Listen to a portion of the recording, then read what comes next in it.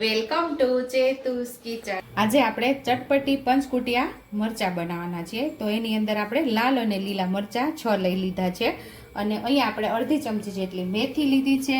થી 12 દાણા આપણે તીખા એટલે કે મરી લઈ લીધા છે। 1 ચમચી જેટલું જીરું, 1 ચમચી જેટલા ધાણા અને 1 ચમચી જેટલી વરિયાળી લીધી છે। અને આપણે પહેલા મરચાને સુધારી લેશું અને નસ ને બિયાનો ભાગ આપણે કાઢી લેવાનો છે।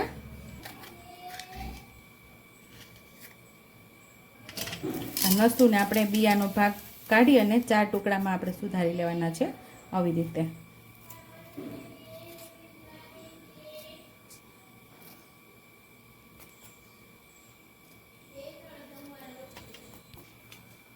બોલીશ નહીં।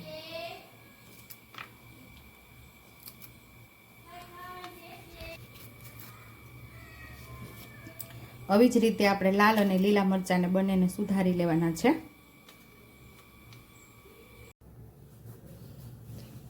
અહીંયા આપણે લાલ અને લીલા મરચાં બંને સરસ ધોઈ અને કોરા કરીને આપણે સુધારી લીધા છે અને હવે આપણે આ બધું પાંચેય વસ્તુને આપણે શેકી લેવાની છે।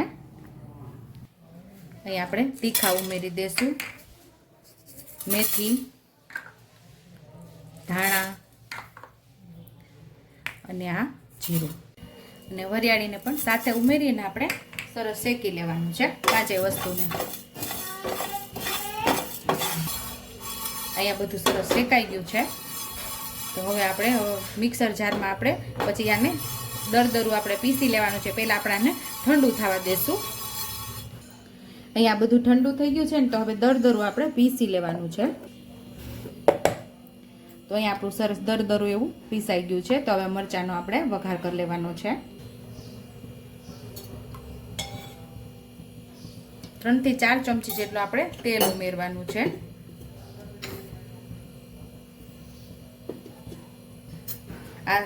આશરે 1.5 પાવરા જેટલું આપણે આ તેલ છે। તો અહીં આપણું તેલ સરસ ગરમ થઈ ગયું છે તો એક નાની ચમચી જેટલી રાઈ ઉમેરશું।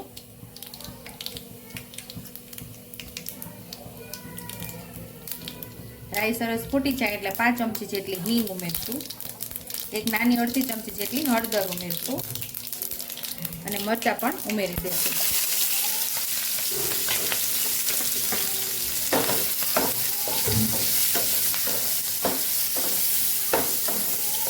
મરચાંને સરસ આપણે સાતડી લેવાના છે।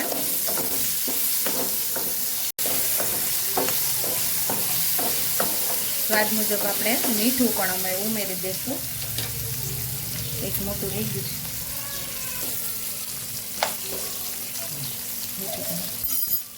મીઠું ઉમેરીને સરસ આપણે સાતડી લેવાનું છે।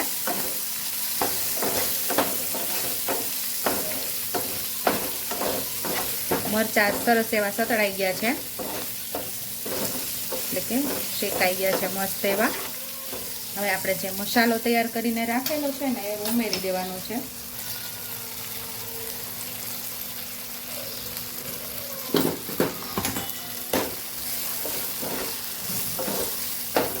મસાલો ઉમેરીને આપણે માત્ર 1 જ મિનિટ સુધી આપણે એને સાતળવાનું છે। જો વધારે વાર આપણે સાતળશું ને તો આપણો મસાલો બળી જશે।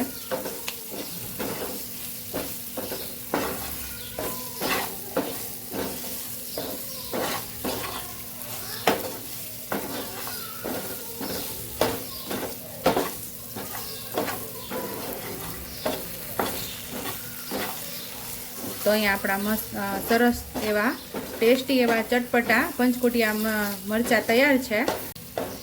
પંચકુટી ચટપટિયા મરચાં તૈયાર છે। ઉપરથી આપણે એમાં લીંબુ ઉમેરી દેવાનું છે અને ગેસ આપણે બંધ કરી દીધો છે।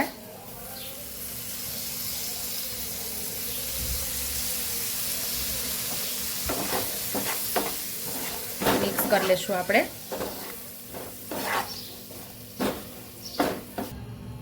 તો મરચાં આપણા ટેસ્ટી એવા તૈયાર છે। થોડા લીલા ધાણાથી આપણે ગાર્નિશ કરી દઈશું।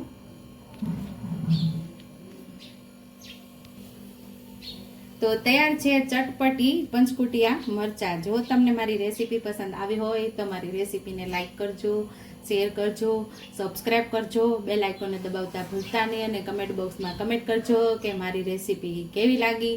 તો આવજો।